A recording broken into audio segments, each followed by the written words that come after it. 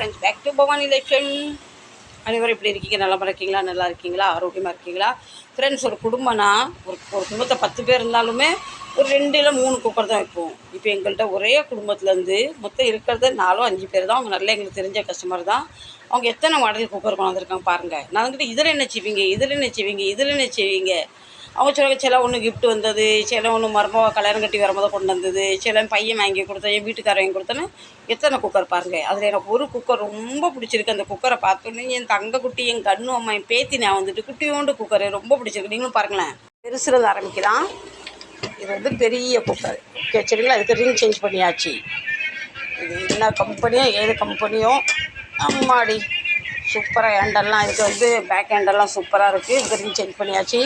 இப்போ இந்த குக்கரை பாருங்கள், புள்ளத்தாச்சி வயிறு மாதிரி இருக்குது. இதுக்கு வந்து நம்ம இந்த மூடி வந்து ஃபுல்லாக ஸ்பாயில் ஆகிட்டு இந்த மூடி சேஞ்ச் பண்ணணும்.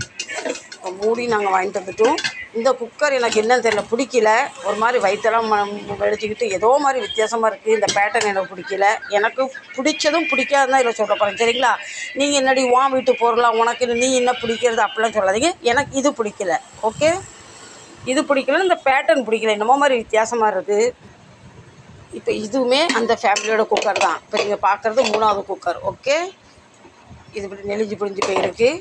இதுக்கு நமக்கு ரிங் செட் பண்ணணும். ஓகே, இப்போ இது 4வது குக்கர். 4வது குக்கர்லனா அவங்க வந்து விசில் வர மாட்டுக்கு இங்கேருந்து ஃபுல்லாக காற்று போகுதுன்னு சொல்கிறாங்க. அவங்க சொல்கிறாங்க ஹேண்டல் மாற்ற சொல்கிறாங்க. நாங்கள் சொன்னோம் ஹேண்டல் மாற்ற வேண்டாம், இந்த ஸ்க்ரூ ரெண்டுமே உள்ளே இருக்குது பார்த்தீங்களா, இதை கொஞ்சம் நல்லா டைட் பண்ணிட்டா அது வழியே காற்று வராது அப்படின்னு சொல்லியாச்சு.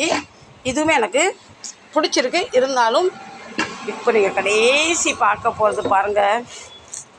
இது யாருக்கு பிடிக்காது சொல்லுங்கள்? எனக்கு சின்ன சின்ன பொருளாக ரொம்ப பிடிக்கும் ஃப்ரெண்ட்ஸ். இன்னும் தெரில, சின்ன பொருள்னால் என்னோடய உசுறு. எவ்வளோ அழகாக இருக்குது பாருங்கள். இல்லை பருப்பு வச்சா 2 பேர் தாராளமாக சாப்பிட்லாம். சோறு வடித்தா ஒரு ஆள் மட்டும் சாப்பிட்லாம். இந்த சோறை வடித்து நானும் என் பேத்தியும் அழகாக ஷேர் பண்ணி சாப்பிடுவோம். எனக்கு ரொம்ப பிடிச்சது இவங்க. ஏன்னா குட்டியாக இருக்காங்க.